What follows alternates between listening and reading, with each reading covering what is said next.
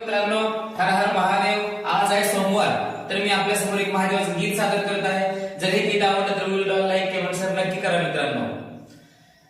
सांगा या शिवाला, भोळ्या शंकराला, सांगा या शिवाला, भोळ्या शंकराला, तुझ्यासाठी आलो मी देवदर्शनाला, तुझ्यासाठी आलो मी देवदर्शनाला. तुझ्या मंदिरात गर्दी झाली फार, गंध पुष्पहार नामाचा गजर.